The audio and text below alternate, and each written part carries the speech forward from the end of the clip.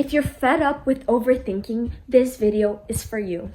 Guys, how many of us are stuck in this constant loop of overthinking? It's driving us so insane to the point where we can't even get the most simple tasks done. I've been feeling it a lot in my academic life. For example, I want to study for math, but then I remember that I have to study for econ. And then I remember that I have so many midterms next month, and I just freeze and I just can't do anything. I can't bring myself to study because I am so overwhelmed about everything that I have to do. And why is that? Because I keep overthinking about the smallest of things, and it is just a loop that is never ending. Overthinking is when our minds get stuck in this loop of repetitive negative thoughts, and it's truly so annoying, but it's so hard to get out of it. It's like our brain is on autopilot, focusing on problems or worries that actually don't need that much attention. And I've been noticing how much it's stopping me from getting so much things done. And I know that you're probably struggling too, because we're all human and we all overthink. Let's think of our minds like a browser, right?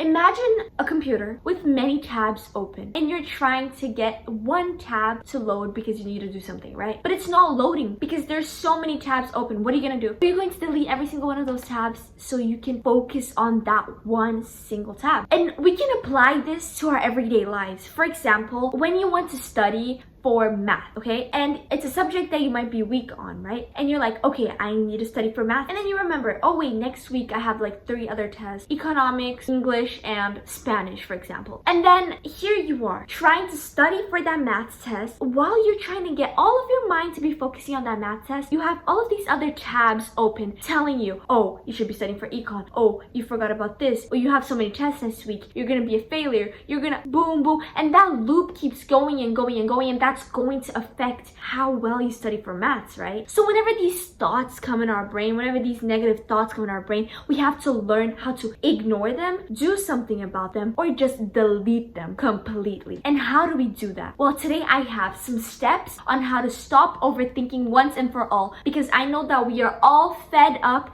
of overthinking, and so am I. So tip number 1 is practice mindfulness. Try to focus on the present moment, what is going on right now. Try deep breathing or grounding techniques to pull yourself out of those thoughts. For example, take 5 deep breaths and notice what's around you. What do you feel? What do you hear? What do you taste if you're eating something? What do you smell? I have a secret, and this is key. So this is mostly for like academic or when you're working or something like that, and you find yourself mindlessly scrolling on Instagram or social media, and you have that feeling that you should stop, but you just can't. So what are you gonna do? Take 5 deep breaths. Put down your phone and think, what do you feel? What do you see? What do you hear? What do you smell? And you'll see how you'll be able to make more smart decisions just with those simple exercises. Step number 2 is set a limit for your decision. Now, I know how easy it is for us overthinkers to get stuck in an overthinking, like analysis paralysis. So what is that? It's when you have to make a decision and you just can't, because you keep picking out the negatives or what will happen or what will go wrong if you make that decision. And we just end up never making the decision at all, even if it was a necessary decision that would have helped us boost our confidence or boost our income, whatever it is, right? So set a time to make your decision. Give yourself a deadline to make choices. Setting a timer can help you move forward, and at the end of the day, it will be more beneficial. Step number 3 is writing it down. I know this might not be suitable for some people, but I know that other people like writing things down, like having things written down on a piece of paper. So journaling can really help to get your thoughts out of your head and onto a piece of paper. It's kind of like decluttering your mind in a way, and you can do like a brain dump exercise. This helps so much. So you write down all of your worries and you categorize them on things that you can control and things that you cannot control. The things that you cannot control, it will be difficult. Yes, it will. But you will completely get rid of them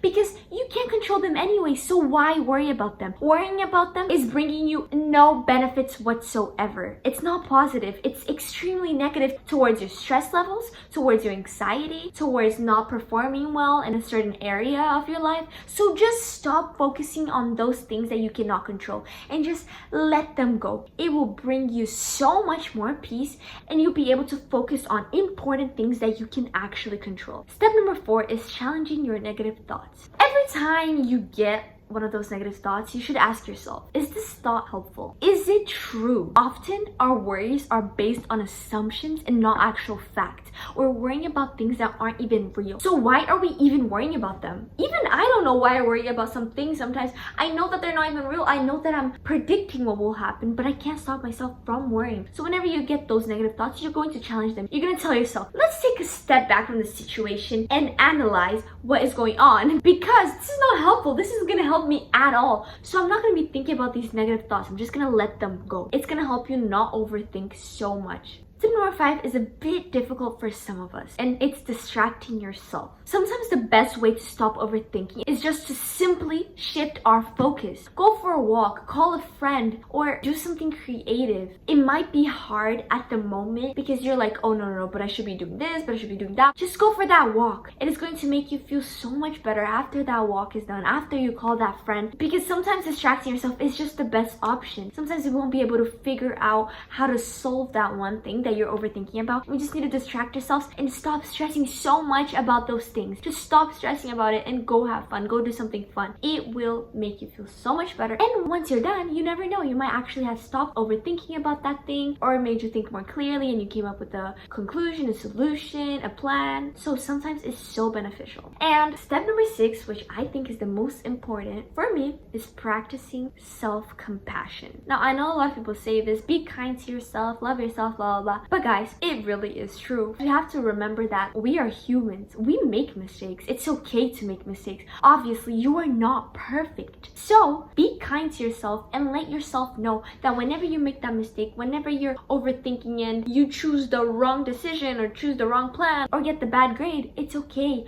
We make mistakes. We will learn from it. And now all you have to do is calm down, take a nice deep breath and think, how do I not repeat that mistake again? And if you do repeat it again, that is okay. We make mistakes. You're doing your best, and that's what matters. Remember, overthinking is like a habit, and like any habit, it's super hard to break, and it takes time to break it. But with practice, you can train your mind to focus on what truly matters and live a more peaceful present life. So which one of these strategies are you going to try? Let me know in the comments below. I'd love to hear your first steps. So guys, if you like this video, hit the thumbs up and subscribe to my channel so that you can learn more ways on how to be a better version of yourself. Bye guys. Peace.